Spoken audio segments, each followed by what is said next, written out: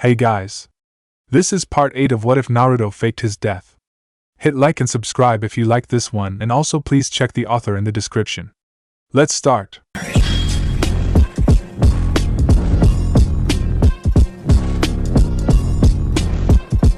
Chapter 29, The Princess. Naruto rested against a tree. His mind was racing from what had just happened. He slowly looked back at the kunoichi who was kneeling beside him. Thank you. But why? He stuttered, still in shock. Isn't it obvious? I like you, Naruto-kun, she replied. Naruto still looked confused and was about to speak when Karin put her finger to his lips. You shouldn't have to ask why. You have saved my life so many times, in more ways than one. You are the most amazing person I have ever met, so don't dare ask me why I like you. Naruto nodded. I need some time, but at the moment I am really happy, and I think I like you too, but I wanted to sort out my feelings. I promise I'll let you know soon. Karin smiled in understanding. Alright, but don't keep me waiting too long. I have never been a patient person, she said kindly before leaning in and stealing another quick kiss. Just in case I don't get to do it again for a while. She could tell by looking at Naruto he didn't really want their embrace to end, but decided to pull back. It's up to you now. We didn't finish our training, so I guess we should continue, Naruto said, still struggling to regain his composure. Karin had been so caught up in the moment she had completely forgotten that they were out there to train and felt a little embarrassed at the fact. In an attempt to cover for this fact, she spun around again and fell into a rather sloppy defensive stance that Naruto thought seemed somewhat familiar. He decided that she must have picked up during her time with Sasuke's group. Oh yeah, let's go, she said with fake confidence. Well, I guess the first lesson would be to not leave so many holes in your defense. Naruto sighed, finally getting to his feet. What are you talking about? I copied Suigetsu's defensive stance perfectly, the kunoichi queried. Now it was Naruto's turn to look puzzled. Suigetsu? Who was that again? I don't think I met him. But I think I have seen someone use a similar stance as that. He was in Taka with me. He could turn his body into water. I'm sure I have told you about him before, she explained, a little frustrated. Well, that alone should tell you why he would not care so much for his own safety. You can't turn yourself into water, so you need to be more careful. When you're copying someone else, you don't always know why they are using a certain technique. The truth is, there is still so much that I don't know myself. I am still a genin after all. But rather than copy someone else, you should find something that works for you, Naruto said, closely inspecting her stance. Here, try this. Naruto came around behind Karin and slowly repositioned her, closing most of the openings that he had seen in her stance, both sporting a blush from the rather intimate closeness they were sharing. Once satisfied, he quickly moved back and reassessed her stance. Much better. From this position, it should be easier to block most types of attacks. Why don't you practice moving into this position until it feels natural? Karin nodded and set to work. Her first few attempts were quite sloppy and Naruto had to correct her stance. After that, she could at least find the right positioning without too much trouble, although it still didn't feel natural.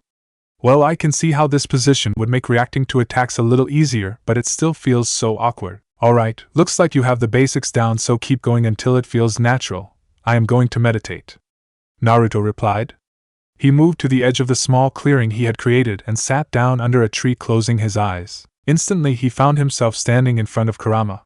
You never were one for meditation without a purpose. I mastered the art of meditation when I was able to master sage mode. I am perfectly capable of meditating without purpose. Then why are you here? The fox replied, already knowing the reason. Naruto rubbed the back of his neck in embarrassment. I guess it's about the girl. I know already. I wanted you to say it, but now you're just frustrating me. Kurama scoffed. It's just I'm so confused.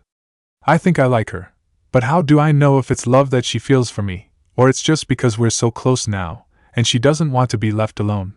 If I can't even understand my own feelings, how could I possibly understand hers? So you come seeking my advice?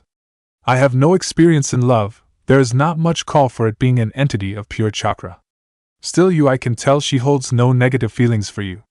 You are an empath. Search her feelings for yourself. My chakra opened the door, but you can master it, just like Mito Uzumaki before you. I don't even know where I am supposed to start. Don't be an idiot. You start with your own emotions. The reason you can only sense the negative is because they are the emotions you are most familiar with. If you have truly mastered meditation, then use it to answer your questions. It will be the first step in mastering your strength. As strong as you are, you can still grow, become the true successor that Rakuto-sama saw in you. Naruto bowed his head and nodded in acknowledgement of the Kyuubi's wisdom. Those are big shoes to fill, I'd better get to work. Naruto faded away, leaving Kurama all alone. He will make you proud, old man. Then again, he already has, hasn't he? You are still watching over him, so I guess you don't need me to tell you that. He's such a stubborn child. The two of you are so similar in that regard, Kurama. A new voice echoed through the fox's chambers, causing Kurama to smirk. I knew you were watching, old man. When are you going to show yourself? It is not my place. We spoke out of necessity during the war, but I do not wish to involve myself again. The voice added, he will need your help. I can't teach him everything he needs to know in the future. Others will seek him out in time, friends and foe alike. But you will not be alone for long. As for Naruto-kun, there are things he needs to discover for himself. Life is full of hardships. His may have only just begun. But he will grow and earn the right to reawaken his full potential. Is that why his chakra returned to normal after the fight with Madara? Kurama questioned. That's right. I awakened his full potential in the senjutsu of 6 paths prematurely. In truth, he was not ready for it at the time, so I needed to seal it away once the fight with the one you called Madara was over. It's a move that almost killed him. The fox replied, a little annoyed at the spectral voice. I had no choice. I knew that Indra's reincarnation would not turn from his path despite my gift. I needed to seal their powers away to prevent even more destruction. But I knew Naruto-kun would come out on top. He still had some chakra from your brothers and sisters with him. So then how does he reawaken his full strength? Naruto wants to think this place will be somewhere he can live a more peaceful life. But you know better. The voice reasoned. Kurama nodded in affirmative. Well, I would say you're right. That city was rife with the foul stench of oppression. Those in power seek to stay there by whatever means. Naruto's existence will not remain a secret to them for long. But as for reawakening his full strength, it's hard to say. My seal was not meant to be long-term, but for the time being it's still in place. Well, for now I don't see it being a major problem. But if he's even in a bind, you better be able to remove that old man. My Kurama, you really have grown up, to think you would ever threaten me.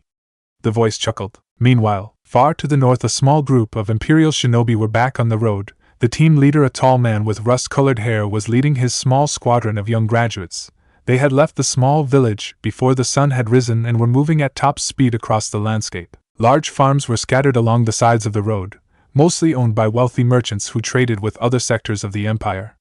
On the odd occasion they saw a worker in the field this early in the morning, they would instantly bow in recognition of members of the military. We're getting close. These farms are a dead giveaway. Gaharaheim's fortress is surrounded by some of the finest farms in the empire. She only eats the very best foods.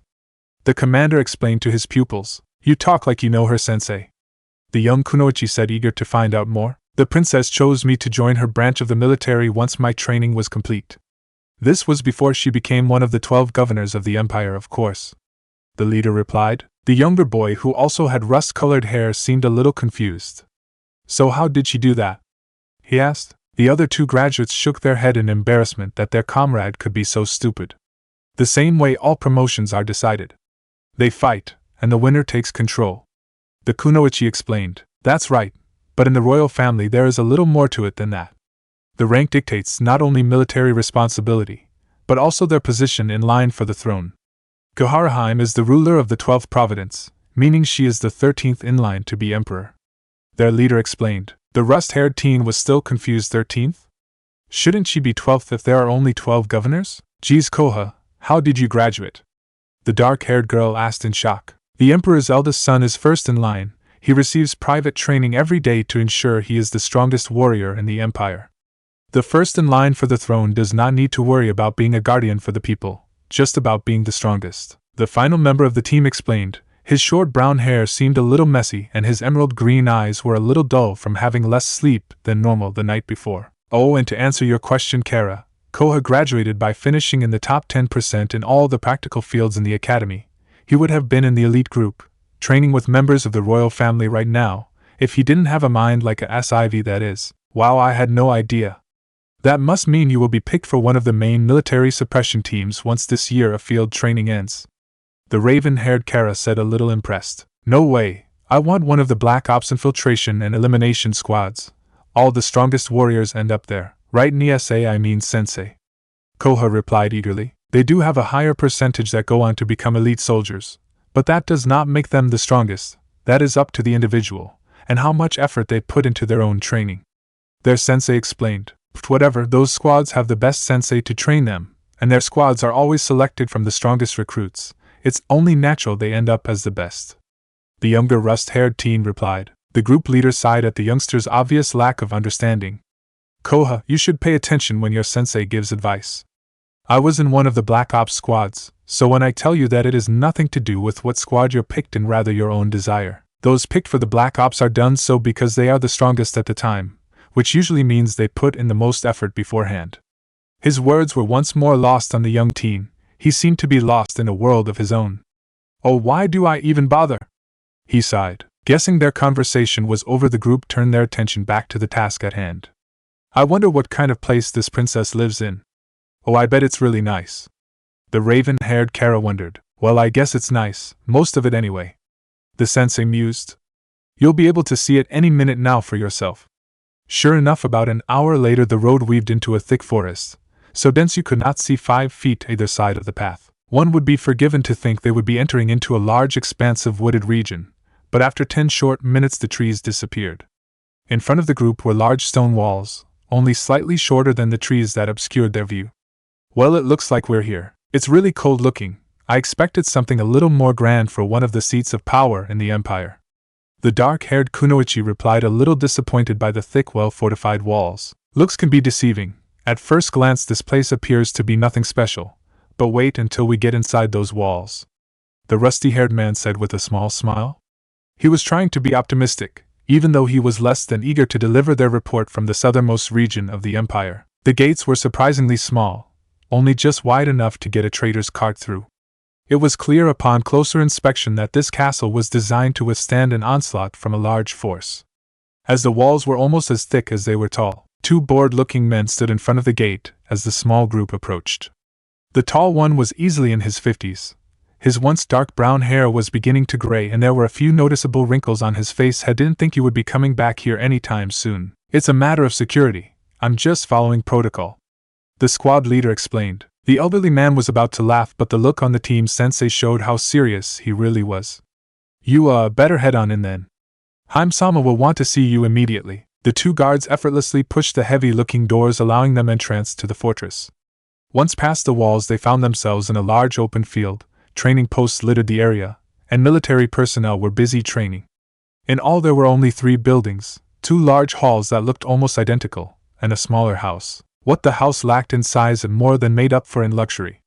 The workmanship that had gone into the building was obvious even from the far end of the complex. It's made out of solid marble. The sensei explained upon seeing the stunned look of awe on his students' faces. Wow, I can't wait to see what's inside. Koha said eagerly. I'm afraid that's impossible. Only members of the royal family, and those with express permission, are allowed to enter. We will be met at the entrance, and if we're lucky, I will be allowed in alone. The sensei said. The 3 students' chests fell in disappointment, but nodded their understanding. Sure enough, as they began to approach the entrance to the marble house, the door opened and out walked a man in his late 20s in a white suit with a small fan embroidered over his chest, and shoulder-length black hair and eyes that matched. Well, if it isn't Tetsuki again. What brings you here, old friend? I have an urgent report for Gaharaheim. There has been a rather peculiar incident in the capital city in the southern region. The sensei explained with a bow. Well, you better come in then, Tetsu. I do hope this offers some entertainment. The dark-haired man sighed, beckoning him to follow as he turned to enter the house. Leave your squad here, he added once he opened the door. Tetsu nodded and signaled for his squad to stay behind. If the solid marble exterior was impressive, it had nothing on what waited for him once he entered the princess's home. The walls were lined with the finest timber and exotic artifacts were scattered around the foyer. Each looked like it had come from a different area of the kingdom. The object that immediately caught Tetsu's eye was a set of blood-red battle armor in pristine condition. That's new. Gahara-sama had it brought here. It's the armor of the former ruler of the southern kingdom. She likes to show off the spoils of her victories. The dark-haired man explained, but didn't stop long enough to go into any more depth as he continued walking up the large set of stairs, forcing Tetsu to follow closely behind. They moved along a large passage, lined with various paintings with gold frames and the odd plant. At the end of the hall the dark-haired man stopped. She's in there, this is where I leave you. Wait inside the audience chamber, and Gahara-sama will be with you shortly. While the rest of the house was luxurious, The room Tetsu now found himself in was a little dark. Thick stone lined the wall that looked like it had been badly damaged, as there were deep cuts scattered liberally, giving the large room a rather oppressing feel. The audience chamber was completely empty apart from a small throne that sat at the far end made of the same dark stone that lined the wall. I really had hoped that I wouldn't have to come back here any time soon. Tetsu sighed, shuffling his feet uncomfortably. Are you really that unhappy to see me again, Tetsu-chan? A cold yet silky feminine voice replied. Tetsu spun around on the spot but saw nothing.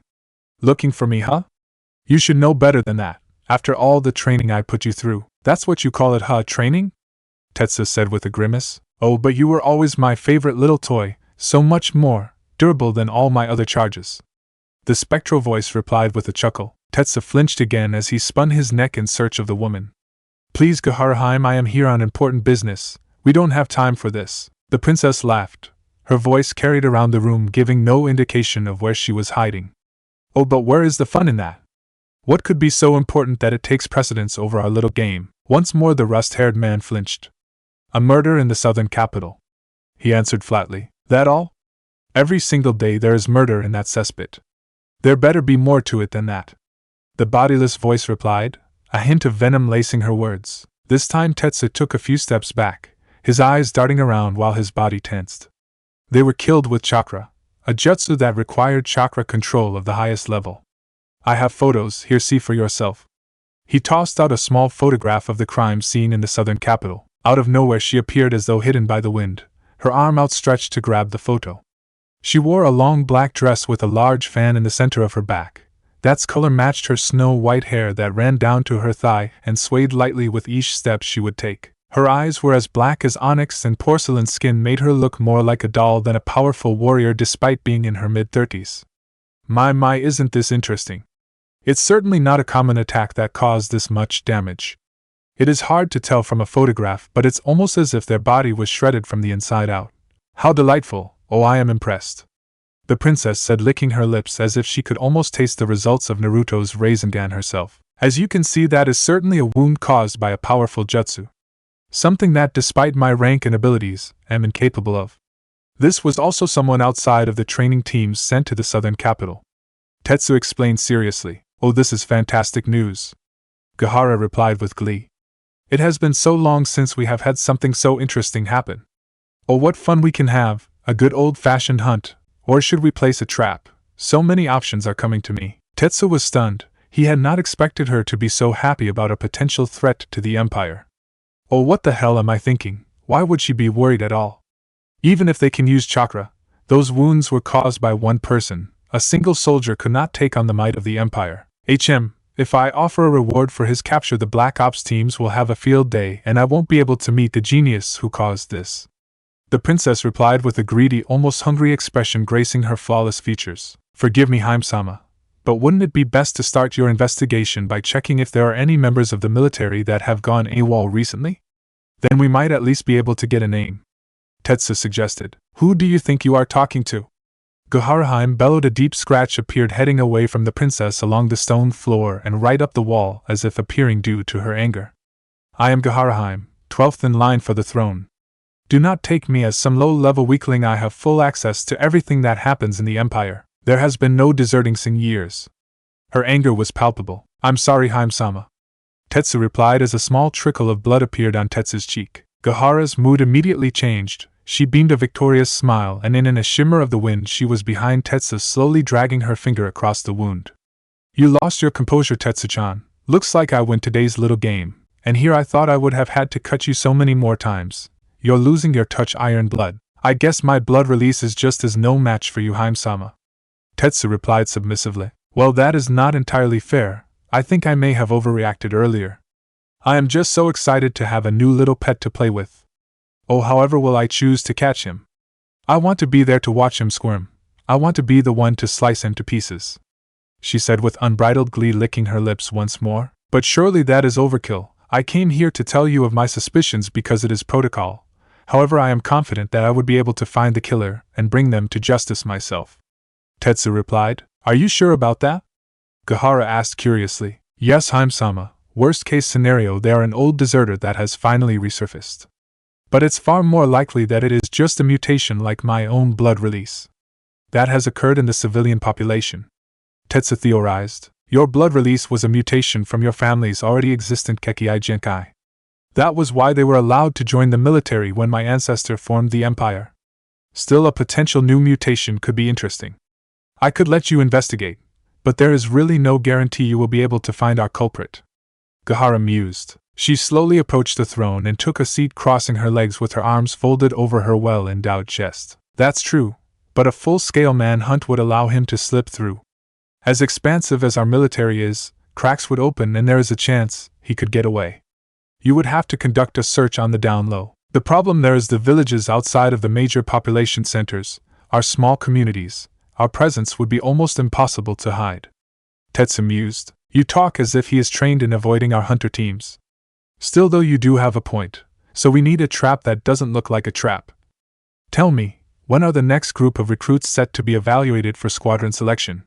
The princess asked. It's a little under a year, about 8 months. Tetsu answered truthfully. The princess rubbed her chin in contemplation. Well, that gives us some time for a less invasive search. That's true, but I am not entirely sure that I follow you. The rust-haired man queried. It's simple. You will return to the capital for 2 months, where you will either have found the man responsible, or it's evident that he was able to escape this city and got away. So after that time you will have 6 months to search the other villages. You will rotate to a new village each week. I want you to meet the people, and of course search for anyone who you think may be capable of using chakra. Gahara continued. So when I find someone who I suspect I killed them? Tetsu questioned. Not at all. You will give them an invitation to come witness the final evaluation of your squad for their placement. A gift from a member of the military cannot be refused. Then I can wipe all the potential suspects out in a single strike. It will be a glorious way to resolve the situation. And it will also wipe out any potential future threats that may appear later. Oh, I can hardly wait. Gahara answered with giddy excitement. Tetsu was a little stunned by the princess's declaration. But you would also kill a lot of innocent people in the process, as I would have to offer tickets to more than one person, or they will become suspicious. You sound just like that fool of a brother of mine. All I am doing is some weeding of my garden. We need to show that we're in charge, and unlawful use of chakra will not be permitted. If that means I get the pleasure of doing the getting rid of them myself, all the better. The princess laughed. She really is insane, but I can't defy her orders, otherwise a few cuts will be the least of my worries. Tetsu thought, analyzing the situation. Very well, I will be sure to find the culprit for you, Haim-sama. He added with a bow. See that you do. I would hate for this to be your first failure. It would look so bad on your record, and mine. Now you best get back to work. I can't spend all day here with you, as much fun as that sounds. The white-haired princess laughed. Besides, your control can't hold out forever. You need to tend to all those wounds. As you wish, Haim-sama. Tetsu said, bowing deeply before exiting the room. He was met outside the room by the same man who had shown him into the house. In his arms were a large number of bandages. I figured you would need these. She does like to cut that body of yours up. You can relax now. Tetsu let out a long breath and visibly relaxed. Immediately large cuts appeared on his arms and face where he had no clothing. I have to admit she's getting better. The first time we met my clothes were torn to pieces. Thanks, Shugo. He said, taking a seat on the floor so the dark-haired man could wrap up his wounds. And you almost died. Let's not forget that little detail. Shugo chuckled as he wrapped up Tetsu's now bleeding wounds.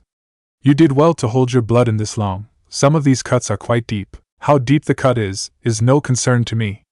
My blood is my weapon and also my shield if I see fit. I only bleed if I lose my concentration, like you said. The rust-haired man replied with a hint of pride. Whatever, you're all patched up now. Shall I show you to the entrance? The dark-haired man replied. Thanks, but I think I can show myself out. Tetsu replied. Shugo chuckled and nodded his approval. So, what's the mission? Tetsu arched an eyebrow. How you so sure that I've been given a mission? The dark-haired man laughed and gave Tetsu a rather hard pat on the back. Please, Tetsu. We may be friends, but I am still a member of the royal family. You can't hide anything from me. I know Gahara-sama would have given you a mission. Otherwise you would be in much worse shape right now. Yeah, I got a mission. It's more of a pain in the ass rather than interesting. If I could, I would have turned it down. But that's not really an option considering who gave it to me. All I know for sure is I am going to be spending the rest of the year in the south. Tetsu sighed as the pair arrived at the door. That afternoon, Naruto was finishing work for the day on his and Karin's home. Well, things are going well, at this rate, and with the help of my clones I could have this place almost finished by the end of the week. I should start a construction company. The blonde chuckled as he began dispelling his clones. While it's actually looking like a proper house now, or at least the bare bones of one. Karin said, admiring his handiwork. Yeah, not bad, if I do say so myself. How did you go with the kata I left for you to train in? Naruto asked. He hoped to avoid the topic of what had happened that morning, at least until he could understand his own feelings. Well, I think I am getting the hang of it. Still, your clone had to keep correcting my mistakes all the way until after lunch, she admitted. Naruto laughed, smiling happily. I was the same, although Ero-sennin would just hit me and tell me to get it right. But the problem is, eventually that style won't suit you.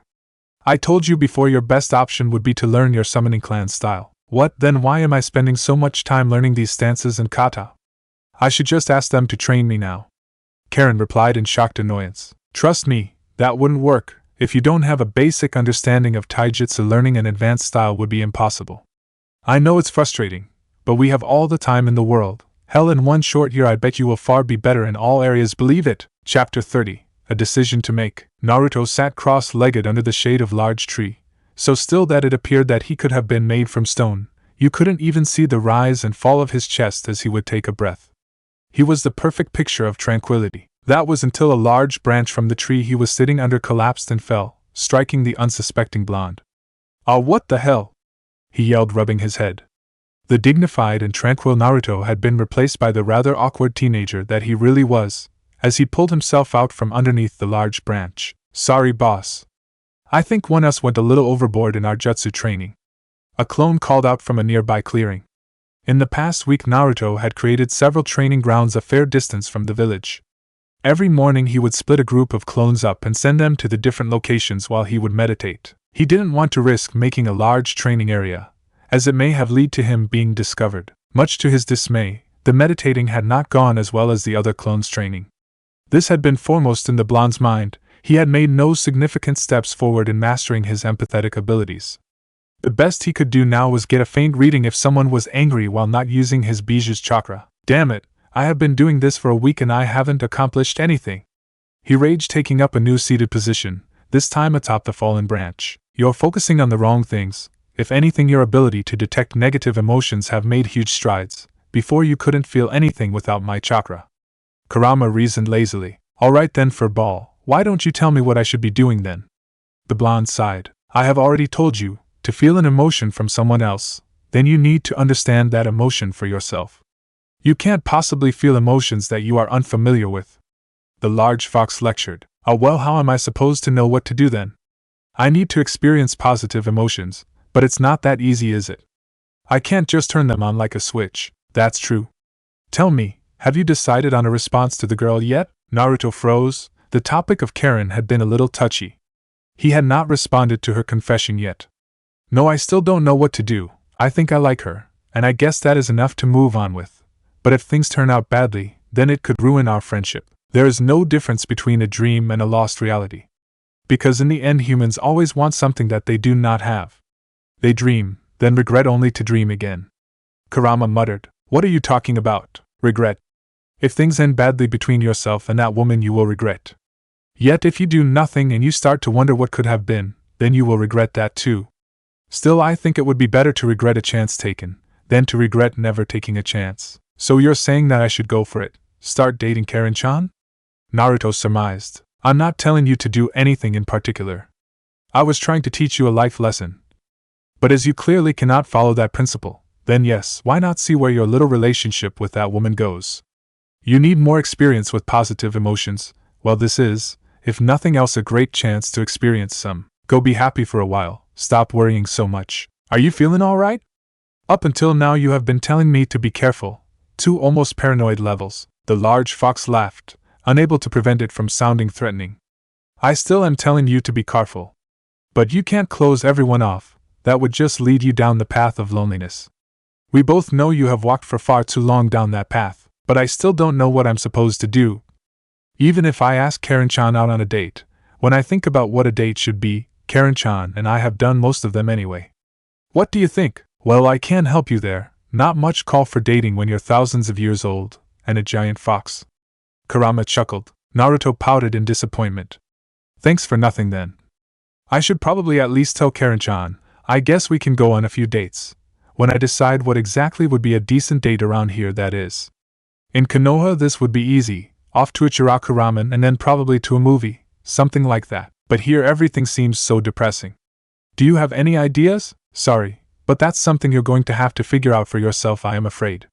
The large fox replied, not sounding very sorry at all. Meanwhile, it had been an unproductive week for Tetsu and his team.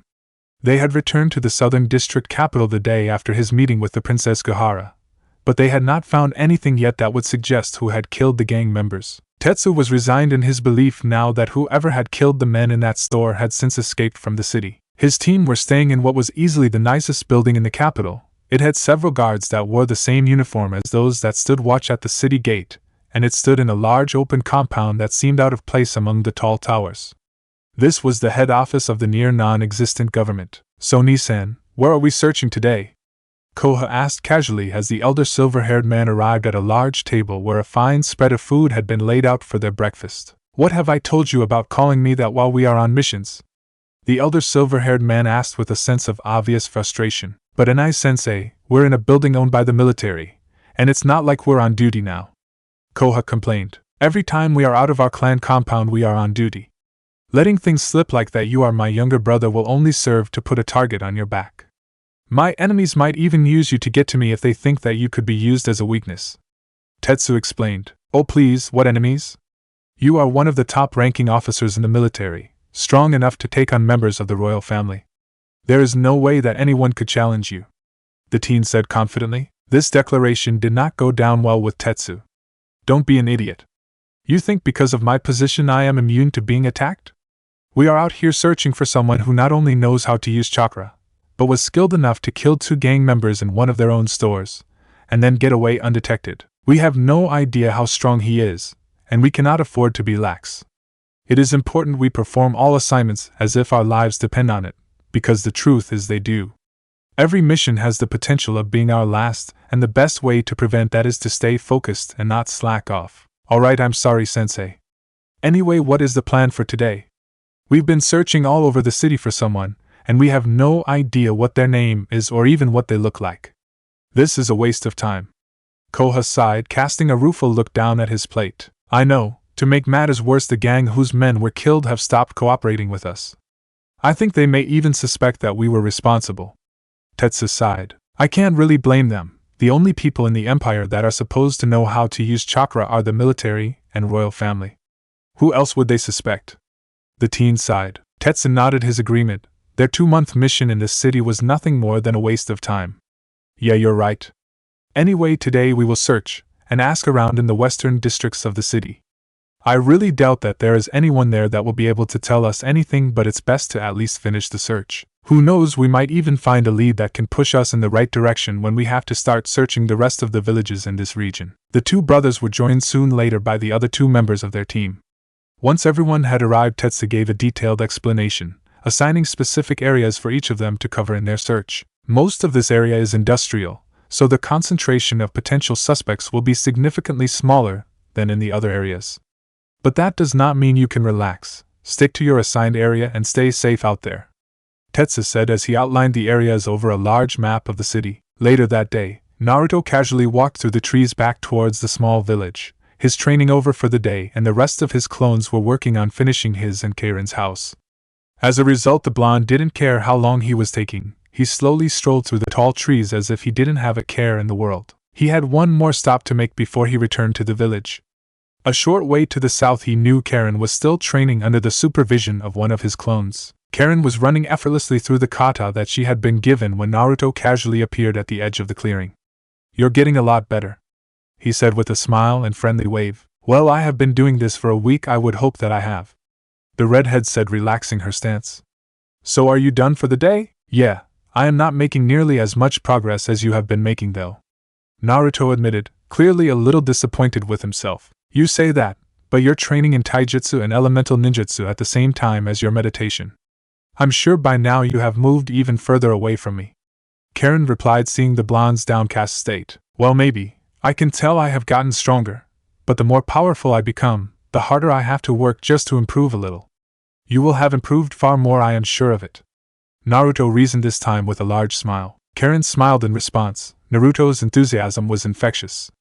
Well, if you say so, but I don't feel all that much stronger than I was last week. You will just have to test yourself. It's a shame there is nobody around that is at your level to test your growth.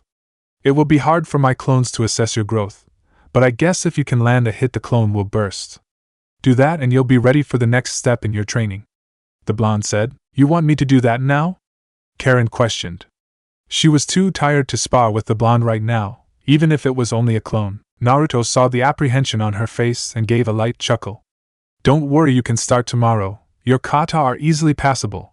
Now you just need to put them into practice. We can relax for the rest of the day. Karin let out a deep breath and relaxed. Good, because unlike you I can't fight for days on end. She laughed. So is there anything you want to do for the rest of the day? I was thinking we could do something together. Naruto said, suddenly nervous. You mean like a date? Karin asked. Naruto rubbed the back of his neck in embarrassment. Well, yeah.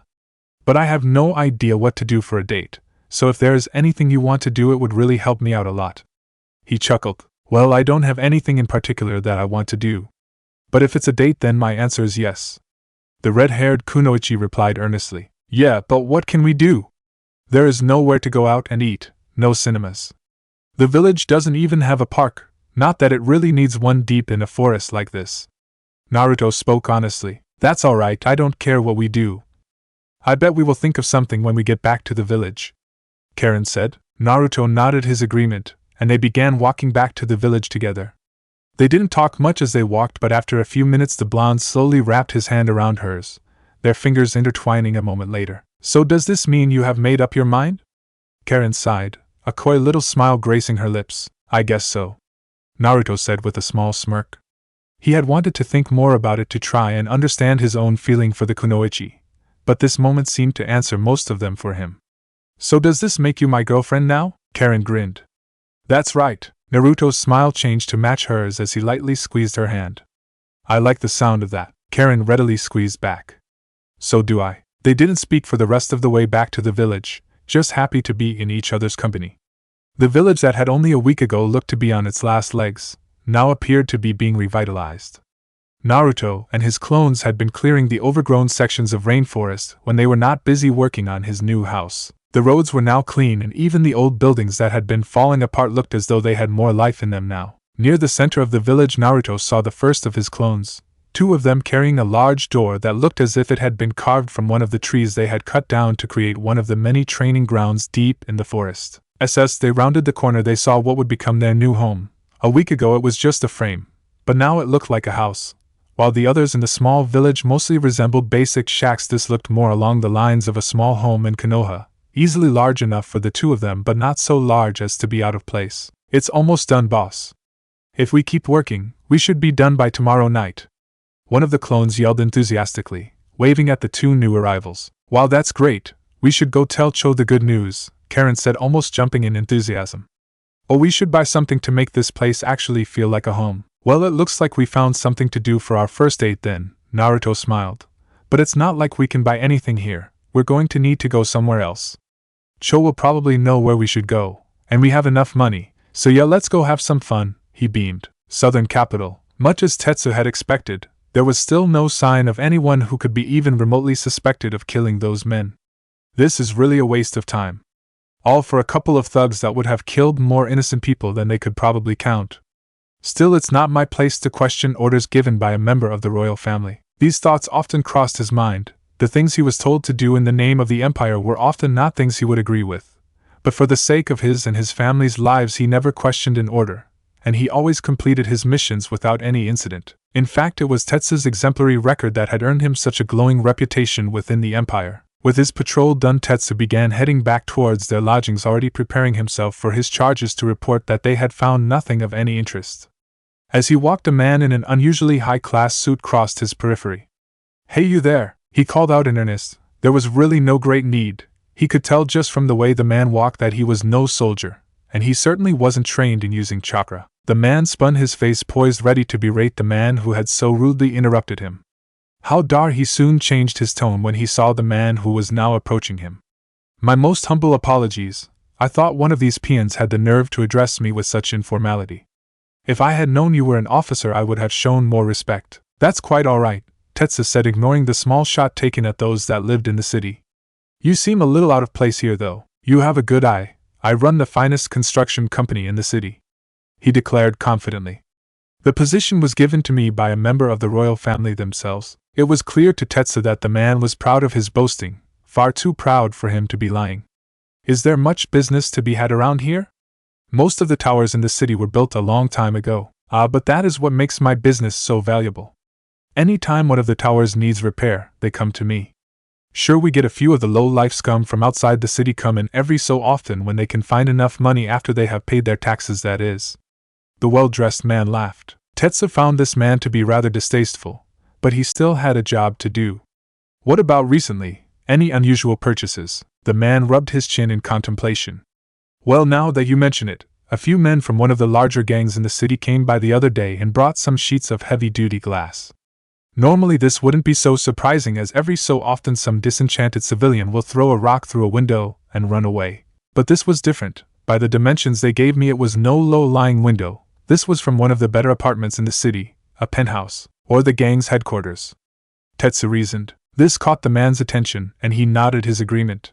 Yeah, that's what I suspected. If that is the case, then it could have just been one of those thugs getting out of hand and shattering the glass himself. Still, that's the only unusual purchase. Well, other than one of the new recruits from the army came and brought a lot of supplies. A new recruit came to your store? The silver-haired man asked, now reasonably intrigued. Yeah, they paid in cash and didn't want anything delivered. I think they must have sealed everything away in those handy scrolls you military men carry. The store owner explained. This is more than odd. Even if it was a new recruit, they don't know how to use sealing scrolls yet.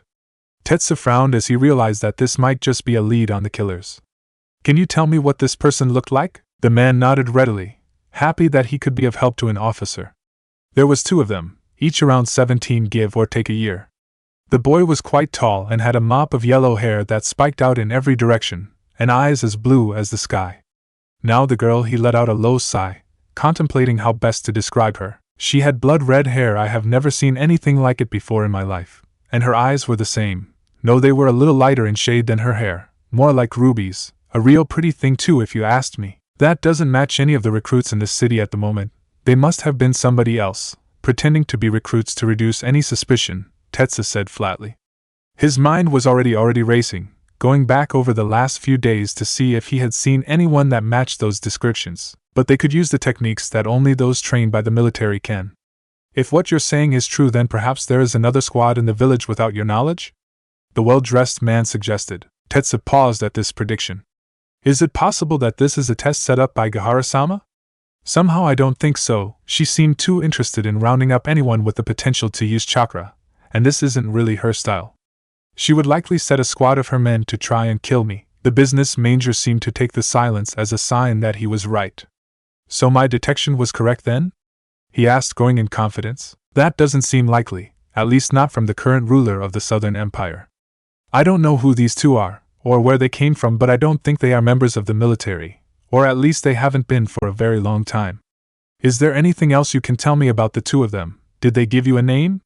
Tetsu queried. The man scrunched his face, trying to remember anything that could be of some value to Tetsu. Well, the 2 of them stood out like sore thumbs, but I can't recall their names, I'm afraid. The only thing extra I can think of, if I remember correctly, is that the blonde had odd markings on his face. They kind of looked like whiskers off. Whiskers? Yeah, you know, like on a cat, but they looked more like odd birthmarks. There were 3 on each cheek, the man explained. He paused for a bit longer, trying to remember more. Sorry, I can't think of anything else. If I do, I will send word to the government building. That's quite all right. You have been a great help. Thank you, Tetsu said formally.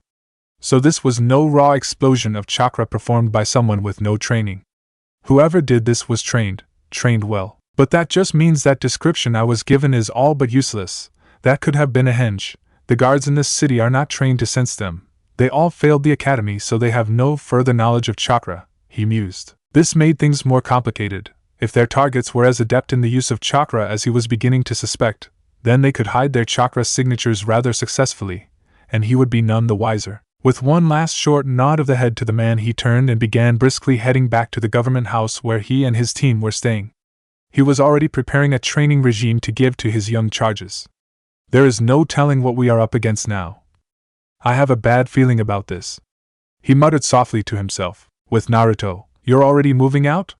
Cho asked with a sense of shock. Yeah, my clone said that if they keep working for the rest of the day, then our house will be ready by tomorrow afternoon, once we finish our training. Naruto replied with a fox-like grin. I could see it was close, but with how fast you were able to build something like that, it's incredible, Tetsu replied, still astonished. Thanks, I'm quite proud of myself, the blonde beamed. Yamato Taisha could put up a street of buildings twice the size of mine in an instant, but I don't have his Kekkei Genkai, he thought, fondly remembering the man who had taken charge of Team 7 and supervised him in his Bijou training. Well, if things don't turn out that way, you're both more than welcome to stay here as long as you need. Cho replied. He was almost sad to see the two shinobi leave, even if they were only moving a short distance down the road. Thanks, Cho.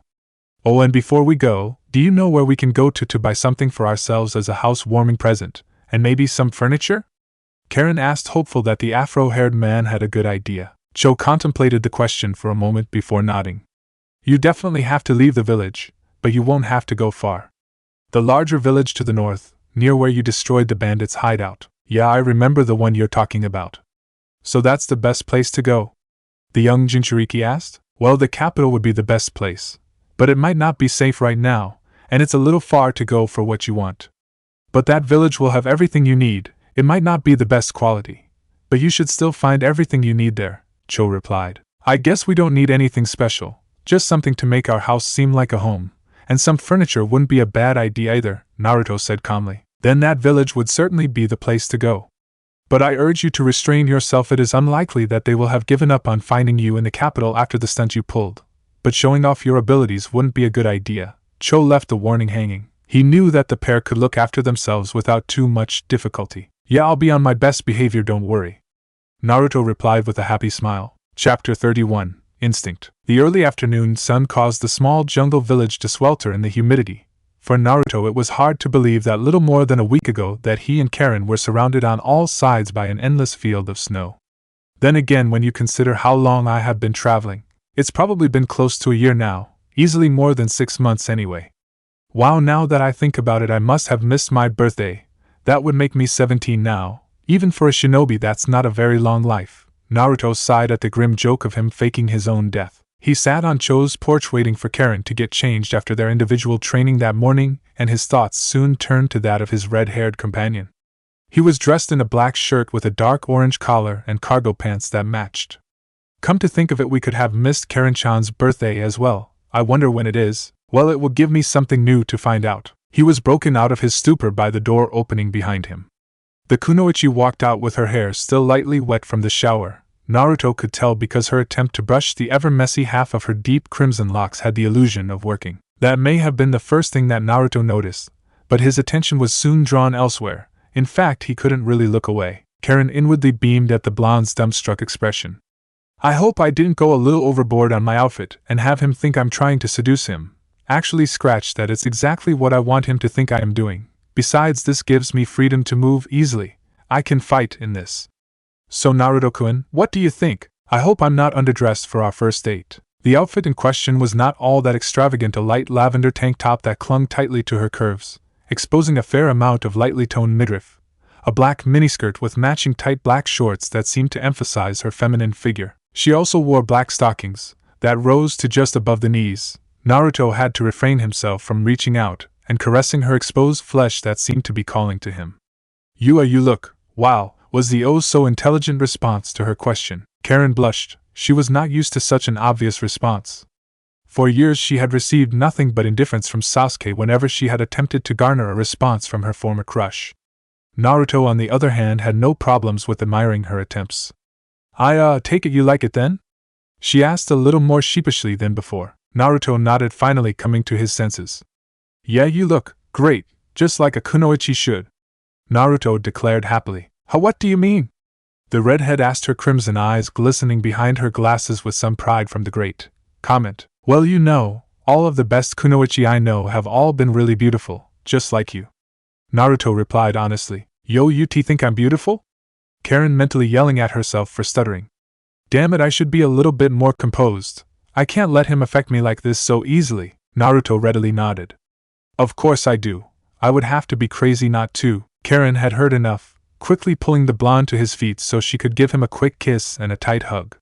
You're the first person that has ever called me beautiful like that. Thank you, Naruto-kun, she admitted in a hushed whisper that even he had to strain his ears to hear. Naruto blushed from the kiss. Even though it was short, he wanted more. A more primal part of his mind encouraged him to lead his new girlfriend back to their room and not come out until satisfied, but his more logical and self-conscious side won out, shaking off the feeling. You don't need to thank me for telling the truth, Karin-chan, he whispered back, lightly returning her hug. Well, if she wasn't head over heels before, she is now, Kurama said with an amused smirk. As if on cue, you're right on time to ruin the moment. Naruto chuckled, finding himself in front of his open seal. I do my best, and I guess as a potential mate this one is loyal. What's that supposed to mean? Naruto knew that whatever Kurama wanted, it would be important if he brought him inside the seal. He wanted to talk without Karin noticing anything due to the time dilation they experienced in his mindscape. I meant no offense, Naruto. In fact, I believe that her devotion to you would not be easily broken, and the more you bond now, the less likely it is that would ever be broken. I don't want Karin-chan to be devoted to me, Kurama. She's her own person. You misunderstand. Now allow me to explain. While I am not really a fox, I'm a ball of condensed chakra. And by extension you take on certain traits that are known to that specific species. I'm not going to grow ears and a tail, am I? What? No, of course not. Did you see your mother with fox ears? You really are an idiot sometimes, you know that, right? Yes, the blonde answered, his head hanging in defeat. No, my concern is to do with behavior. For example, as kids both yourself and Kushina love to pull pranks, something that several legends associate with fox deities. Yo, I'm not following you. What does this have to do with Karin-chan?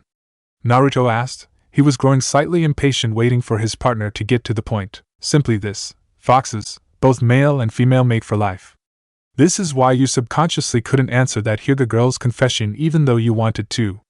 Mito Uzumaki never looked at another man other than Hashirama until he died. The same could be said for Kushina once she had chosen. It's likely not an issue, as humans sometimes act in a similar way once they find their soul mate, Kurama answered. So you're saying I get one shot to get this thing right?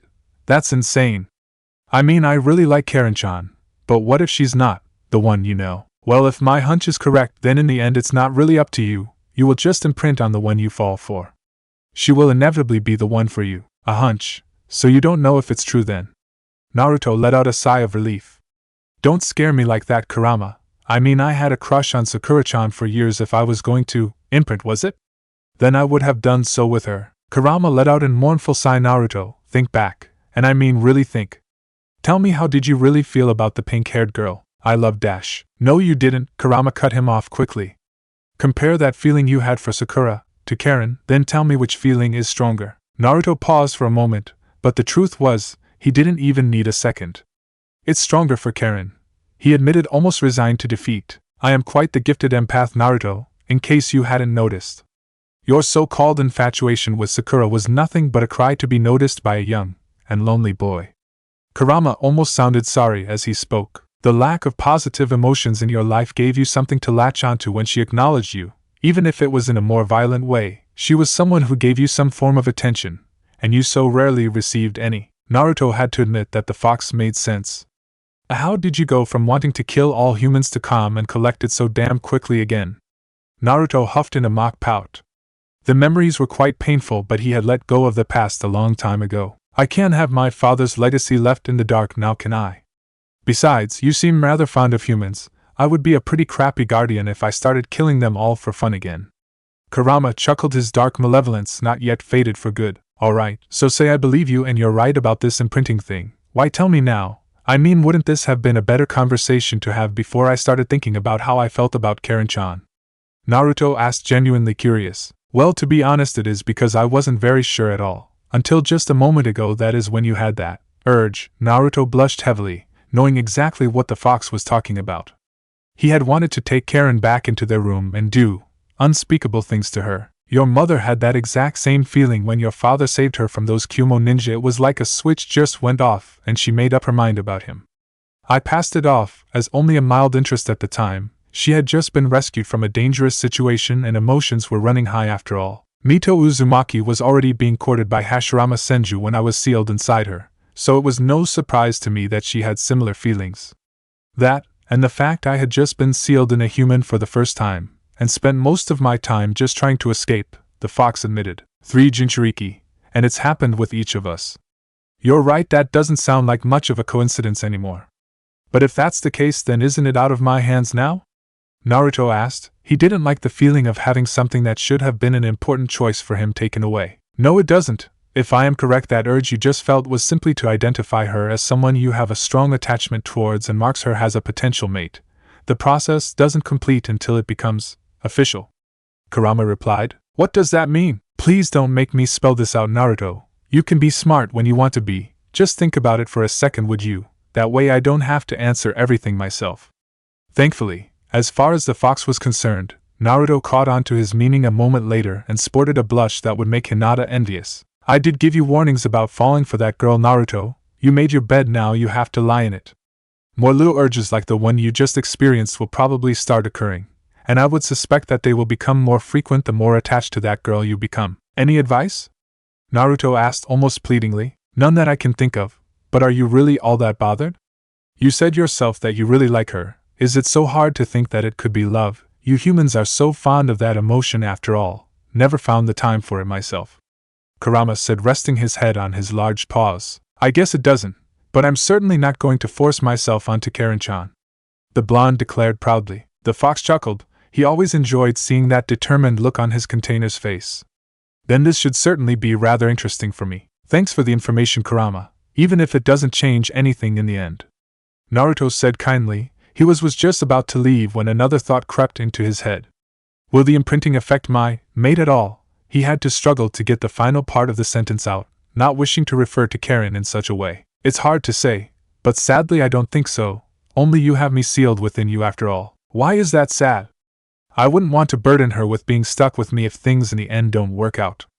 Naruto replied. The fox sighed. It's like pulling teeth with you sometimes. Think of it this way. If you imprint on Karin, then she is your mate for life. But if she doesn't need to imprint on you, then she can leave, free to choose another mate, while you cannot. Meaning I would be forced to kill her in order to free you. Naruto gave a rather horrified yet quizzical look to the final part of the fox's statement. Life refers to the party. When Hashirama died, Mito Uzumaki seemed to pay more attention to other males. However, she decided to never choose another mate. But that was a personal choice, not one of necessity. Oh, but that doesn't explain why you would kill Karin-chan. The fox smirked. Oh, I didn't realize you had already chosen for certain. He paused for a moment, enjoying watching the blonde splutter ineligibly. To answer your question. You have been alone too much in this life, Naruto, and if someone took the chance of your happiness away, well then I would make them suffer for it. The large nine-tailed fox emphasized the last 3 words so precisely that even Naruto felt a cold sweat for a moment. Naruto couldn't help but smile, once his shock had died down, that is, at the almost familial guardianship the once terrifying Kyuubi now held for the blonde. Thank you, Kurama. I'll do my best to be careful. Good, now you better get back out there. Even with the time dilation in the seal, your hug will be getting close to an uncomfortable length. The fox chuckled before he and his mindscape faded from Naruto's sight. Naruto found himself back in the real world, and heading the fox's last piece of advice, he reluctantly broke their embrace. He was sporting a light hue of a blush as he thought about everything that they had discussed, but that was easily disguised. We should get going. The stores will probably shut before dark and we have quite a bit we need to buy. He suggested, careful for just a moment to avoid eye contact with the redhead. Yeah, you're right, let's go, Karin agreed readily. Elsewhere, Tetsu's mind was racing. He was now without a doubt that he was searching for someone that could not only use chakra, but had at the very least some basic training. There is no way that whoever it was is still going to be in the village with 2 units looking for him, even if most of the military force in the city is made up from those that failed to pass in the academy. He had one target in mind as he stalked the large streets, surrounded on either side by the tall towers that scattered the landscape of the southern capital. His target soon coming into view. Several large gate guards tensed when they saw Tetsu approaching and quickly saluted the rust-haired man. Tetsu-sama, said a slightly shorter man with long light brown hair that was tied back into a ponytail. He wore the same red uniform as the other guards, however his were in a much better condition than the others, and a small star was placed over the silver lion that indicated he had a higher rank than his peers. How can we help you, sir? He asked calmly. I'm looking for someone. Actually, I believe it may be 2 people, Tetsu replied. Yes, I am aware that the lockdown is still in effect. I can assure you nobody has come in or out of the gate since the lockdown was put in place. The guard replied. Yes, I'm aware. I do not doubt your ability to protect the gate.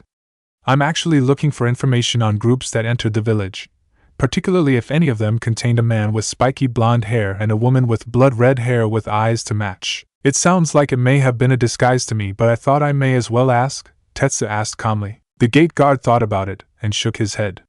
Sorry, it doesn't ring a bell. Actually, sir, I saw them, a large, bald man answered calmly. He almost cowered under the almost accusatory gaze of both his commander and the ranking officer of the military. They entered on the same day as the lockdown with 4 others. I'm not certain, but judging by their cargo they were selling, I would say they came from the south, near the forests right on the southernmost border. He quickly elaborated. Huh, that's weird. Now that I think about it, there has been a rather odd report from the south. One of the gangs that collects money from the villages had their hideout completely destroyed. Reports seem to be that it burnt down, but we cannot find out for sure as to why, or if there were even any survivors. The gate guard commander said. Where?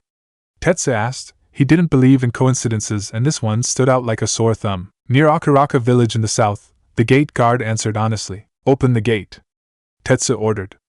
I'm going to see this for myself. If I hurry I can be back before it gets too late tonight. Can I ask you to take a message to my team at the government house for me? I can also use this to inform the surrounding villages that they will be hosting my team for a few days over the next few months. Yes, of course. The gate guard answered with some authority. Tell them they are to spend the afternoon doing chakra exercises and I will give them new orders when I return. Tetsu replied as the gate opened slightly for his exit. No time to waste. If I'm going to be back before it gets too late I need to get a move on, he thought, taking off in a blur. Later, Naruto and Karin casually walked the streets of the large village. Unlike in the capital, the inhabitants didn't race around to perform their shopping as quickly as they could. Instead, everyone seemed to move in large groups. Safety in numbers, I guess. Naruto sighed. The village itself looked dilapidated. The streets were full of holes and the walls were crumbling. The people here are really no better off than in Joe's village, Karin said as she cast her eyes around at several of the larger groups that appeared to be taking it in turns to enter a shop that sold basic groceries. She could feel the tension in the blonde beside her as they walked. What's wrong? Everything about this place. It's not right. There are enough people here that they should have a proper police force and security. They live in poverty, yet I bet they all work hard just to stay alive, Naruto replied. Yet you could argue that they haven't had a single war in almost 100 years, Karin replied. That's only because they have no way of standing up for themselves. Their will has been crushed. Civilians can't fight against shinobi. Even if they tried, they would just be throwing their lives away, Naruto sighed. It was a depressing scene. In the capital he saw a small taste, but at the same time he also saw that a few people were able to make a somewhat good living for themselves, even if most of them were in gangs. The peace is a lie if it causes the people suffer like this. Karin had to admit she agreed. There was nothing peaceful about this. They may not have been openly fighting a war against one another, but that was only because they were living in fear. We can't do anything like this though, and you promised Cho that you would keep a low profile for today at least, the redhead warned. Yeah, I know. But it's frustrating to see so much suffering and not be able to do anything to help, Naruto sighed in defeat. Karin smiled at how genuine the blonde was and wrapped her hand in his own. Come on, we've got everything that we came here to get. Let's find something to eat. I'm sure there are some restaurants or cafes in this village somewhere, she said, pulling him along to hasten their retreat from this particular area of the village as it was one of the worst that they had seen. Not that the others were much better. Just a short walk down the road they found a small cafe. The sign out the front was faded but still showed a hint of what would have been past glory, with elegant writing and high-quality craftsmanship on the metal that, judging from the few remaining flakes of paint, had once been painted gold. The inside did its best to rise above the squalor that was the rest of the village. The tables had been set with old but clean cloths, and the odd set of cutlery seemed to be of a much higher standard than one would expect in such a poor district. Above the door there was a small bell that chimed as Karin opened the door to lead Naruto inside. The sound of the bell was met with 2 rather large gentlemen appearing from a room out the back. Oh look, we don't want any trouble, we'll just leave, Naruto said. He remembered the last time they were met in such a way and did not want a repeat of what happened at the capital. Nonsense, dear. Please take a seat and I will have one of my sons get you a couple of menus, came the voice of a small old lady who appeared behind one of the 2 men who were now identified as her children. My boys can be rather intimidating, but unfortunately that is a necessity of the world we now live in, she said with a kind smile while Naruto and Karin hesitantly took a seat. Thanks, Oba-chan. You're the first friendly face we have seen since we have entered this village, Naruto said, quickly making up his mind that she could be trusted. The old lady smiled at the trusting young boy. While her two sons stood at over 6 foot, she was barely into the fives, her long now gray hair tied up in a tight bun. Despite the poverty of the village, she wore a nice floral outfit that would not be out of place in a tea ceremony in Konoha. Yes, that is one of the many facts of life now, but it is because of that I need to be even more welcoming. Otherwise a small little cafe like this one could not exist, and there would be one less place for the people to escape for just a little while. Then why is this place so empty? It seems like the people around here could use an escape, Karin asked. Oh, we normally do get a decent crowd in the late afternoons. You are probably just about an hour or so too early, the old lady answered as one of the large men returned with a menu. I'll leave you to get back to your date. It's not often that we are blessed with outsiders here, she added, and with one final bow left the two shinobi. Well, she was nice, Naruto beamed with a smile. He was happy to find at least one person that was trying to make the village a little nicer. You know, I realized something today while you were getting ready. We have been traveling together for almost a year now, which means we forgot to celebrate both of our birthdays. Or at least mine. I don't even know when your birthday is for that matter. Oh, you don't have to worry about that. To tell the truth, I actually don't know when my birthday is, Karin admitted, feeling a little uncomfortable. I was an orphan. Even during my time as a Kusen ninja I only ever knew my age, and Orochimaru was never one for celebrations, so I never really thought about it. I can imagine, the blonde said dryly in regards to Orochimaru. But not having a birthday, that's not right. Karin shrugged her response. It really wasn't an issue for the crimson-eyed Kunoichi. It never really bothered me. I never had anyone to celebrate it with anyway. Well, there was Sasuke, but he was never, never one to celebrate anything, the blonde finished for her. But I'm different. I want you to have at least one day that you can say is important to you. I know, why don't we pick a date and then celebrate it then? I would say we could celebrate it today, but I lost trace of what day it was after the war, so I have no idea what the date even is. Karin's face had a light dusting of pink at his kind words. A day that is important to me? She thought, trying to think back. There were a few dates that sprung to mind. Like when she was taken in off the street by Orochimaru and given a purpose. But the more she thought about it, the less enthusiastic she was about that particular memory. Alright, I got it. June 20, she said calmly. Alright, I'll remember that, Naruto said with his still somewhat childish fox-like grin. Why that date? If you don't mind me asking? Karin was shuffling uncomfortable in her chair. She had expected him to ask but found it rather embarrassing to answer. Naruto saw this and thought he may have gone too far in asking her something that may have been personal. Sorry, I didn't mean to pry. You don't have to tell me. No, I don't mind at all, she replied quickly. It was the first time I saw you. I had been stabbed by Sasuke and your teammates saved my life, but I was really weak. But the main thing I remember from that day was feeling your incredible chakra for the first time. By now the young Kunoichi's blush had intensified, but it was matched by that of the blondes. It's weird, isn't it? I'll change the date, I'm sore. No! It's alright, I like it, Naruto said happily. Meanwhile, not far out of the village, Tetsu stood in the remains of what had once been a well-disguised bandit hideout. He could tell just by looking at the scene that this was no accident. Someone or something had purposefully dismantled this base. The rust-haired man inwardly smiled. He didn't approve of this form of keeping the peace from the empire. They hired bandits to ensure that the taxes of the people were paid, but gave them complete freedom to do what they liked with those civilians they were supposed to collect from. Along with the burnt remains of the camp, several bodies were scattered, similarly charred from the flames. Tetsu kneeled beside one of the bodies to inspect the damage done more closely. Broken ribs that have caved in on themselves, he mused, tracing his fingers over the chest of a man. This was not caused by flames. It's the same injury that those two thugs suffered from in the southern capital. Looking up, Tetsu could see the edge of a large village, not too far in the distance. He had one more duty he wished to perform before heading back to his team. I'm sure that whoever is responsible for this lives in one of the surrounding villages, but I have orders from Gahara-sama not to engage. I also need to collect anyone with a chakra capacity capable of performing jutsu, and invite them to the placement trials early next year. Several minutes later, Naruto and Karin finished a small lunch, and were just paying for their meal when the door to the cafe burst open with the light ring of the bell. A middle-aged man with messy brown hair and an ungroomed beard stood in the doorway, an urgent look on his face. There's an Imperial officer in the village. He's calling for everyone that can, to gather in the center of town. Both Naruto and Karin tensed. They both knew that they might be here to look for them. The old lady wore a frown that showed her lack of love for the so-called military.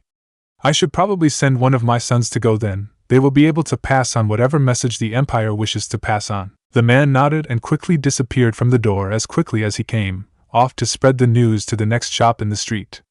Naruto quickly paid their bill, and once they were out of the store began heading for the closest border of the town. Naruto-kun, wait. Before we leave we should go listen to what this officer has to say, Karin suggested. What?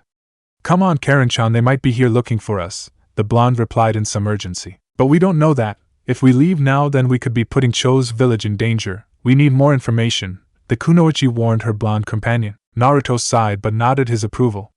Alright, but at the first sign of trouble we're getting out of here. Agreed. When they arrived at the center of the village, a tall rusty-haired man was standing on a large stage alone. Naruto and Karin found a nice area to hide, behind a large group of onlookers where they could overhear what was happening without falling into the man's line of sight. Fortunately for the young couple, they didn't have to wait long for Tetsu to start.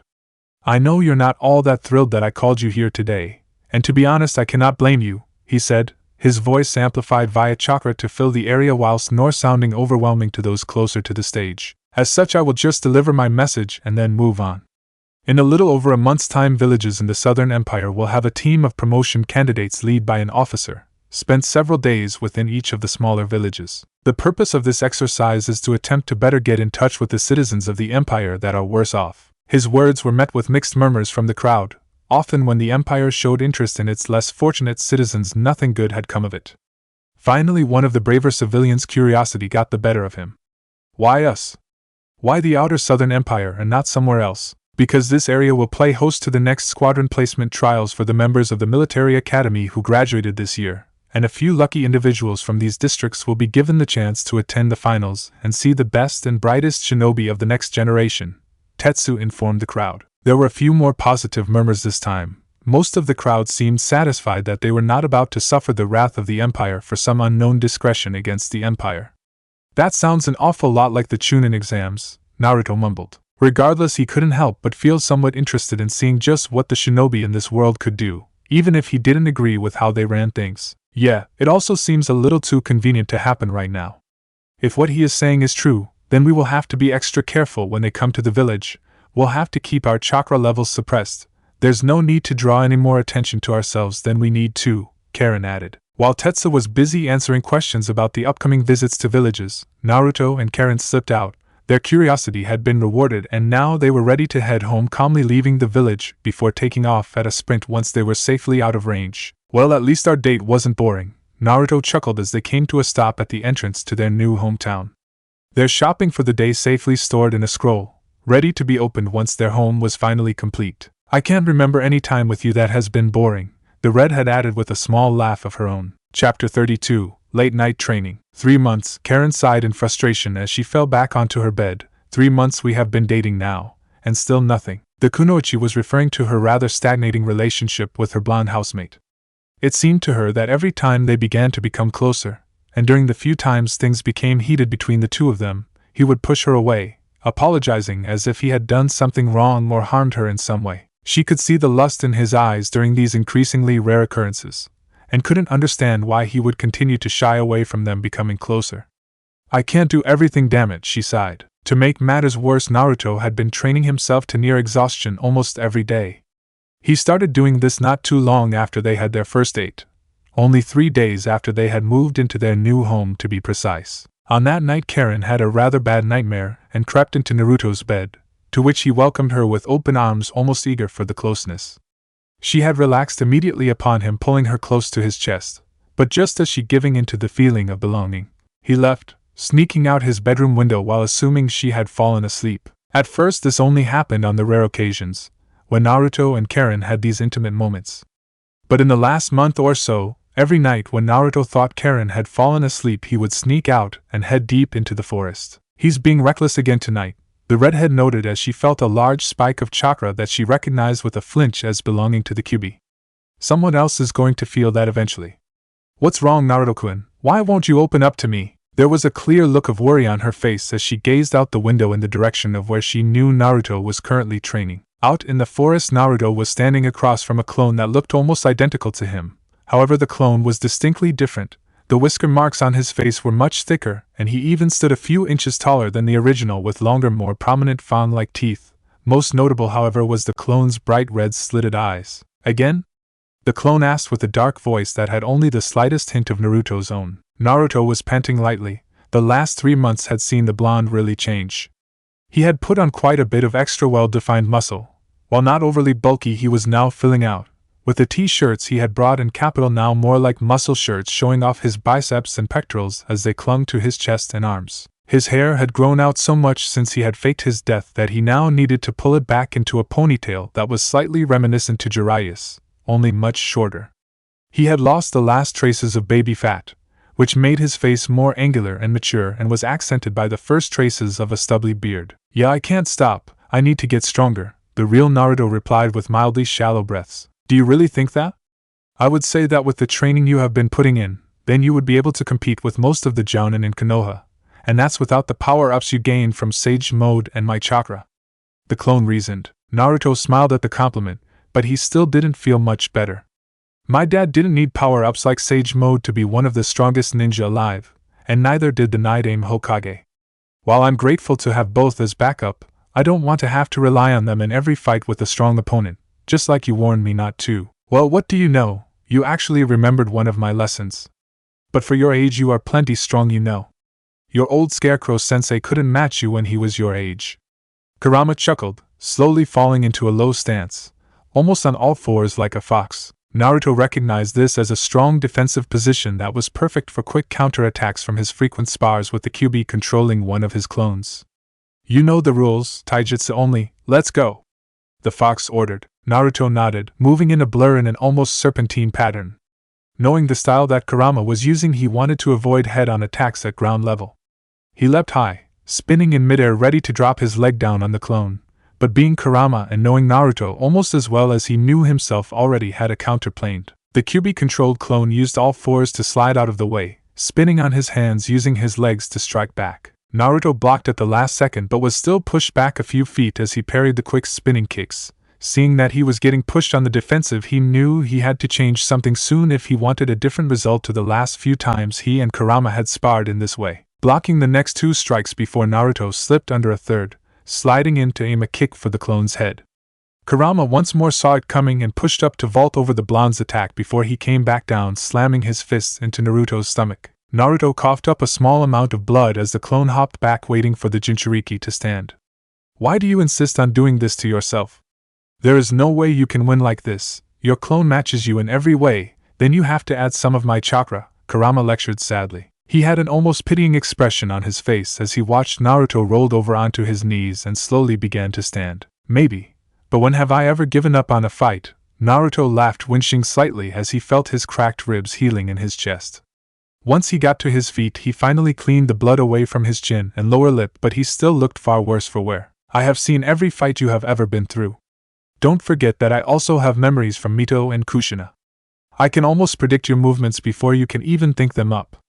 Granted, it is far more difficult than it would be with anyone else. You at least make it somewhat difficult by being so unpredictable," Kurama replied with a small chuckle. "Yeah, you tell me the same thing almost every night, and I always tell you, I don't care. I don't care that my clone already matches my skills perfectly, nor do I care that by adding even the small amount of your chakra to give you control of the clone, it makes the clone significantly stronger and faster than I am." Naruto sighed in frustration. Kurama wasn't impressed. In recent weeks his Jinchuriki had become more and more reckless, pushing himself to the brink of exhaustion every night. "You can't keep running from your problems like this, Naruto." Naruto sighed, his head hung slightly low as if embarrassed. "It's been working so far. Then let's go again. If you insist on doing this, then we may as well at least make you stronger." Naruto nodded, feeling the wounds that had been caused in their last spar had completely healed already. This time he didn't wait for the cubified clone to prepare. He was relentless. While on the attack, he ran through the Toad-style taijutsu with flawless efficiency, not giving the clone a chance to counter. Despite Naruto's proficiency with his summoned clan's taijutsu style, he still couldn't land a hit. Kurama was effortlessly blocking each strike. "You're faster than this, you're stronger too. Dig deeper, find your limit, and then push through it. Don't let anything hold you back." "I know you can do it," the fox lectured, ducking under a quick jab from the blonde. Naruto scowled at the accusation he was holding back. But despite even what he thought, he found the taunt did in fact motivate him to gain a little more speed in his strikes that hit with venom. He even noticed that Kurama was actually having a difficult time avoiding the bombardment of strikes that Naruto was dishing out. "Much better keep it up," don't drop this intensity. The fox beamed, as for the first time the clone that the bijou controlled needed to create distance from his container. Naruto didn't wait. Not wanting to lose the initiative, he kicked forward spinning as he got close to get more power into his punch. Kurama sighed and rolled to the side, narrowly avoiding the vicious attack that caused the ground where he had been standing to explode into a smoke screen. Clever boy, but not clever enough, the fox thought. He spun on the spot just as Naruto shot out of the smoke from behind him, his fist cocked. The cubified clone fell back onto his back and used both of his legs to kick up at the blonde, who had just missed his strike. To his surprise, however, Naruto spun in midair, using the force from his own attack to carry him out of harm's way, spinning to land low to the ground on all fours. The fox kicked up and nodded in satisfaction at the blonde's improvisation. Not bad at all, the fox complimented with an approving nod. Let's talk, I'm not done yet, Naruto yelled, his eye gleaming with determination. He was pushing himself harder with each passing second, pulling more and more out of his body, determined to defeat the clone. Impressive, he's able to push his limits this far and I can't get anything else out of this clone. Looks like he might even win this one, the fox thought approvingly. He was only able to block Naruto's furious strikes. There was no opening to counter, at least not one that was open for any real length of time.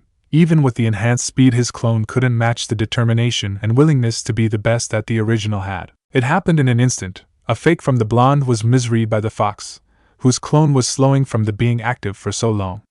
Kubi went to block but found that Naruto spun his arm at the last moment, grabbing his clone and then unceremoniously flipping him to the ground, where he dispelled in a puff of smoke. With a large smile and a sense of accomplishment, Naruto fell back, his breath haggard from pushing his limits so far. He lay there for a few minutes taking deep breaths. I did it, I finally beat you, he thought triumphantly. Yes you did, congratulations Naruto, the fox replied. The bijou was back in his mind, now that the clone was no more. For his part, Naruto was surprised to find that even the fox seemed to be pleased for him. There is, however, the pressing matter now that you are now so exhausted from your taijutsu training, that your ninjutsu instructor will probably be less than pleased. Not to mention what your mate would say if she saw you in such a pathetic state, the fox added with a small laugh. He knew just how to push Naruto's buttons, and this was a rather sore topic at the moment. Naruto's smile faltered, replaced with a deep frown. She's not my mate, she's my girlfriend, he replied in a melancholy tone. Is that so? Well, you don't act like she is either, you haven't in months. And why do you think that is? I almost can't control myself at times, it's infuriating, the blonde replied, lightly running his hands through his hair in frustration. Isn't that the emotion you humans call love? Mix that in with your late teenage hormones and there we have your situation. Though I do find your denial quite amusing, and you have become a far better shinobi in the last few months because of it. You know that isn't the point. I'm scared. I know I have to tell Karin-chan about the whole mate for life thing. I don't want to put that pressure on her, so she thinks she needs to stay with me out of some obligation. But I also don't want to scare her off and risk losing her. So your great idea is to ignore her advances and take your frustrations and energy out on training? Kurama was less than pleased with his container's behavior, that had been painfully obvious for a while now. Yeah, what of it? You can't say that my training hasn't been productive, yet you come here to train earlier every night. Those urges won't go away with training, you know. The only way you could get rid of them would be to completely distance yourself from the girl for good. You could also try attending one of those clubs your old master was so fond of whenever he got lonely. That might help with the physical side of things. Naruto blushed at the thought. Jiraiya really had no shame when it came to women, but he was quite honest with the fact that from time to time he would hire an escort. Wouldn't that be a stupid thing for me to do? I mean, if I supposedly have the fox trait to mate for life, then I don't think I could cope with that person being a prostitute. You seem to have a misconception on certain things. There is no chance you would imprint on someone you just met even if you slept with them. Now Naruto was even more confused. I'm not following this at all anymore. When you were traveling with Karin over the mountains, I told you not to fall in love with her, not that you couldn't lay with her. It was only after you decided, consciously or not, that she was someone you could spend your life with, that you began to see her as your future mate, the fox explained. Naruto nodded, feeling like he had a slightly better grasp on the situation. However, the idea of seeking someone else just to ease some tension had not appealed to him, and he found that he could only do so much by himself, especially when the object of his desire was sleeping only a few feet away in another room. Often it just made the infatuation worse. Oh, just great, I come out here so I can clear my head and not think about Karin-chan. But you just had to bring her up, didn't you? Naruto complained as he realized where his thoughts were heading. Well, it wasn't like I intentionally set out to upset you. This was partly a lie. He enjoyed getting under Naruto's skin and teasing his container, but he didn't mean to actually upset the blonde. I'm really just trying to help with the situation. If you want to know what I think, then I would say you have nothing to worry about with that girl. She's so attached to you that she may as well have imprinted herself. Well, it's a good thing I didn't ask you then, isn't it? Naruto spat back, not taking the fox seriously. Kurama could feel negative emotions, but love was not one of those. He neglected to think of all the emotions that love can cause: possessiveness, jealousy, resentment, along with many more. Alright Naruto, I'll drop it. Now you better summon that old toad, unless you want to get hit for being late again, Kurama suggested. Naruto shuddered at the thought. Yeah, you're right, he might be small, but one hit feels like I have been whacked by one of your tails, he chuckled. Oh, and Kurama. I'm sorry. I didn't mean to react like that. I know you're just trying to help, but I still need more time. He was already performing the necessary hand seals as he got to his feet. Summoning jutsu. Looks like you're on time tonight, Naruto-chan. I guess there is no need for this then, Fukusuka said as he appeared from a small cloud of smoke holding his rather threatening-looking walking stick. Ga, Naruto-chan, you look like you've been swimming in dirt. The fox should really go a little easier on you, especially when your clone knows all your moves and techniques anyway. Naruto's response was now what the small toad had been expecting. The blonde beamed. His maturing facial features made his fox-like grin seem more feral than childish now, but it still held that boyish charm. Actually, I won tonight, Fukusuka-sensei. You what? I said I won. I kicked Kurama's furry ass. He beamed. Well, I wouldn't go that far, considering in the 4 hours we were out here before that last spar I could have killed you countless times, Kurama grumbled. Oh, can't you let me have this? Besides, it's not possible for a clone to kill the original. They dispel before and life-threatening damage is caused, the blonde retorted. Well, I must say I'm impressed, Naruto-chan.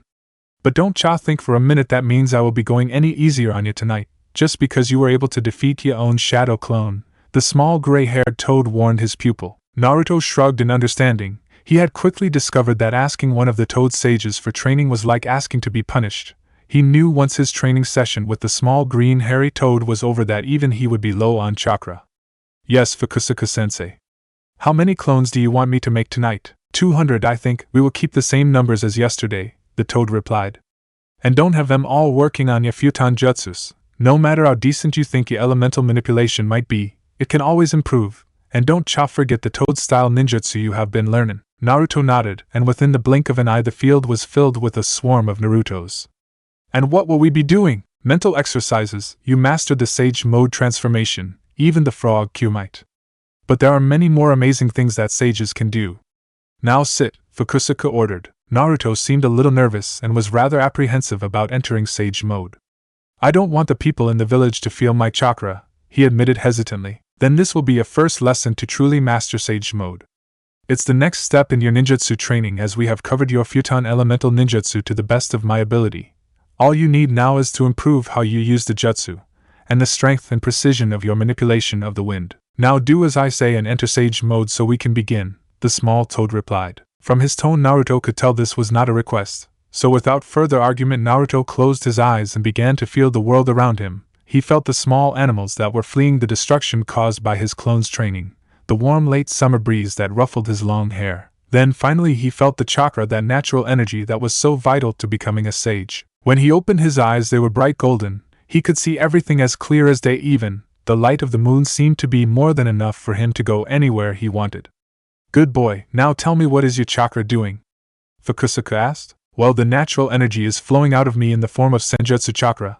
This is what allows me to use the frog Kumite and the raisin shuriken, Naruto answered, unsure of what the old toad's point was. Fukusuka nodded his approval and hopped onto his shoulder.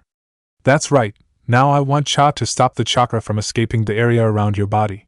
Control it, then turn it into a cloak that you can wrap around yourself. This was not an easy task, scratch that. It was damn near impossible. Every time Naruto was able to get one area under control, another would break down, and he would lose concentration. Damn it, why can't I get this right? This is not an easy task, Naruto-chan. It is one of the most advanced forms of senjutsu manipulation, the small toad croaked, giving the blonde a light whack with his walking stick for complaining. I don't get it though, why is this important? The blonde asked as once again he failed to contain the chakra in more than one area of his body.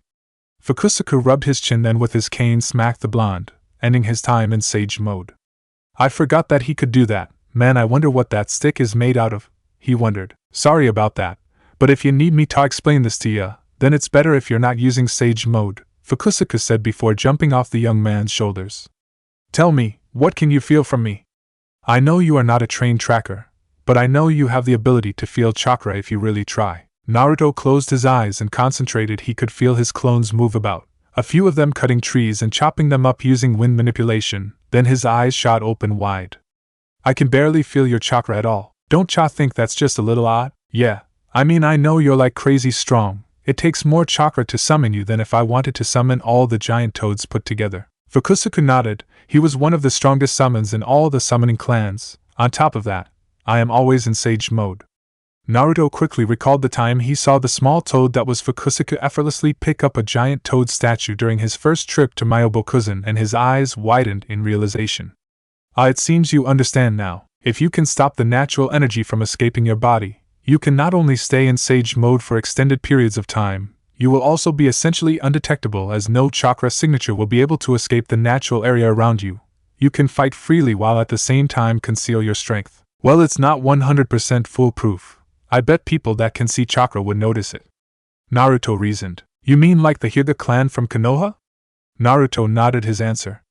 Yes, they would be able to see you, but the chakra is so dense that it will mask your features. All that they would know is that someone is there, not who it is, or how strong they are.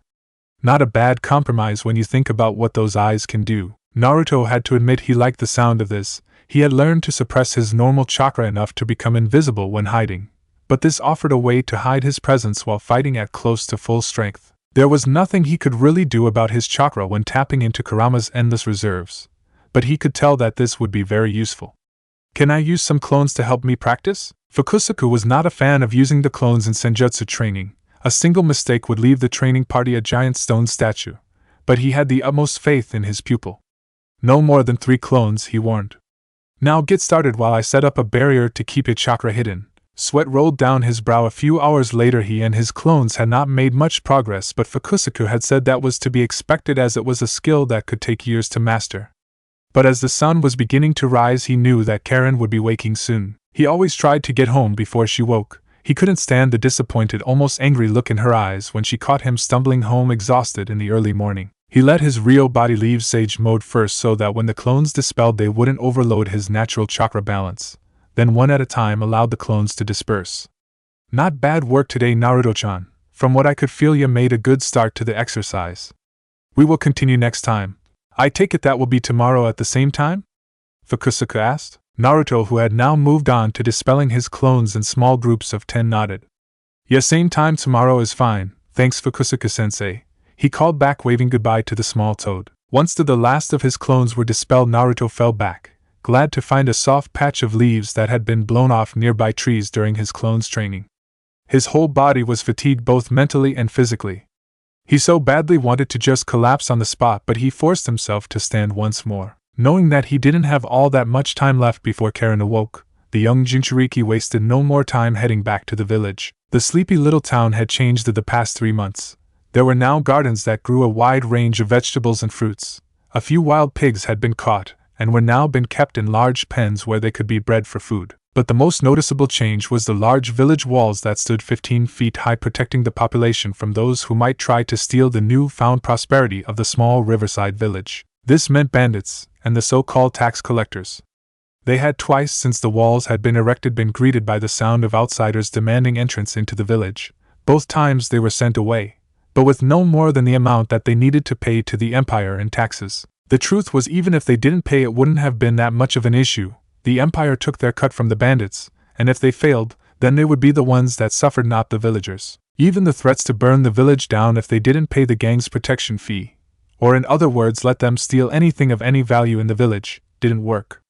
After having studied how the hunters' bows worked, Naruto had made a large number of them. Not masterpieces by any means, but they did the trick. Needless to say, being confronted with a village full of arrows being aimed from on high was enough to persuade the gang that this village was best left alone. So long as others did not have similar ideas, they could let one little town off the hook. Naruto approached the village from the forest and had to walk up the side of the walls, all made from trees he had cut down during his training. Naruto sat atop the wall for a moment and looked down at the small village. In reality, it was no larger than the Uchiha district in Konoha had been, before the unfortunate run-in with Pain, that is. Regardless, Naruto had a small amount of pride for the now thriving village. Once his and Karin's home was completed and the wall was up, Naruto began fixing the many dilapidated ruins that the villagers called homes, and now if you put on a fresh coat of paint you would think they were brand new. As always, Naruto suppressed his chakra as he walked the street down to his home. His bedroom window out the back opened just enough that he can slip inside quietly enough to not wake Karin. Another perfect infiltration, he whispered to himself as he landed without a sound in the middle of his bedroom. He froze a second later though when he felt a presence standing in his doorway.